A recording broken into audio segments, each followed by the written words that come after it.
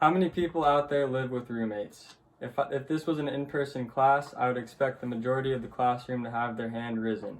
My name is Zach Malkus, and I will be discussing some roommate-related conflicts, what to look out for during these conflicts, and how to solve them. My thesis is individuals that are not being totally truthful will have more noticeable leakage cues than individuals that are telling the complete truth. In this presentation, I will discuss some specific leakage cues to look out for in these conflicts. I will discuss a brief experiment that took place to confirm ideas about whether or not somebody that is lying is telling or having more leakage cues or less leakage cues than the person telling the truth. And I will apply these findings from this experiment to a situation that is going on in my current living situation. So the article that I chose is titled Kinesic Patterning in Deceptive and Truthful Interactions. This was written by Burgoon and Schwetzler in 2015. This article is based off of an experiment taken during interrogations of thieves using a computer programming system called Theme.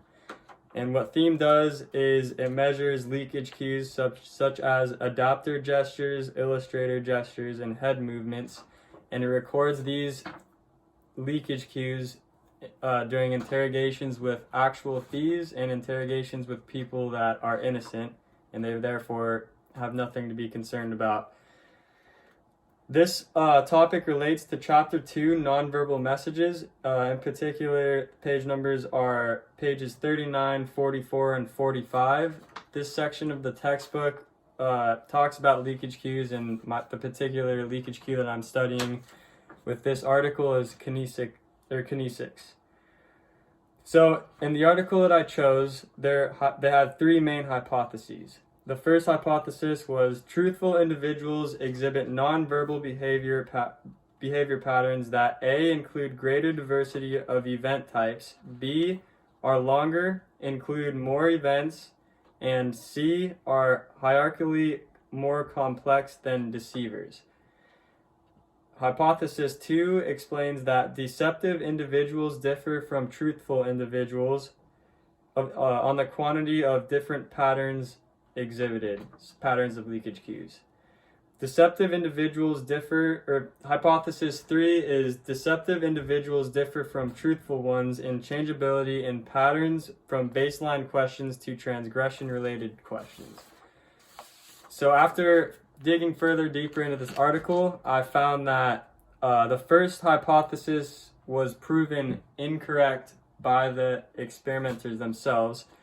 So through these interrogations and the conversations with both liars and people telling the honest truth, they found the opposite of the first hypothesis. So this first hypothesis explained that they were expecting people who lie to have less emotion and less kinesic energy than people that are telling the truth.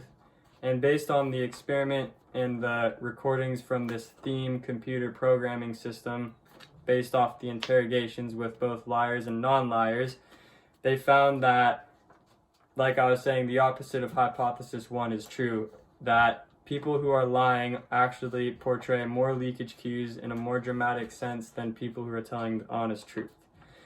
The second hypothesis was also confirmed. This experiment concluded that deceivers do show a greater pattern of leakage cues and in greater quantities than people who are telling the honest truth. And the third hypothesis wasn't necessarily pertaining to this particular topic, because they were talking about like ways that liars try to deter the conversation and not have to go down the road of lying and other things that they know are coming. Because one major factor in this experiment was based on the fact that people who have committed theft know they've committed theft, and they're in an interrogation room, they know that they've committed a crime, so they're therefore expecting to be asked about the crime. And in order to adapt, such as adapter gestures, in order to adapt to this pressure during this interrogation, they do things such as they show like more emotion to try to convince you on their side, or they have more head movements and several things like that. And yeah, the hypothesis 3 wasn't based on that. It was based on verbal messages, not nonverbal messages. And the application part of this project is in relation to my personal roommate living situation. The reason I chose to read this article is because I wanted to determine whether or not my roommates have been telling me the truth. I often feel that I do most of the cleaning around here, and they often feel that they do most of the cleaning around my house, as in my house. And based on that, we have a little bit of an issue because not everybody can be doing all the cleaning. So I will be trying to observe their specific movements, the way they talk, in order to try to determine who's telling the truth and who is not. And this, based on COVID, all of my other roommates are not living in this apartment, so it is just me and my one other roommate, so it is therefore an interpersonal conflict.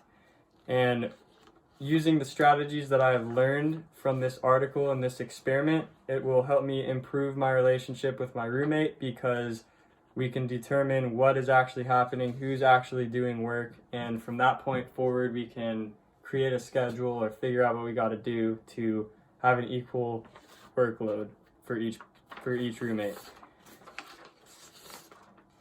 And just to state my thesis one more time for the conclusion, individuals that are not being totally truthful will have more noticeable leakage cues than people who are being truthful. Deceiving speakers portray more leakage cues than truthful speakers. When humans are acting and talking nonchalantly, there's a balance of emotions and kinetic energy that cannot be copied for deceiving purposes. Thank you.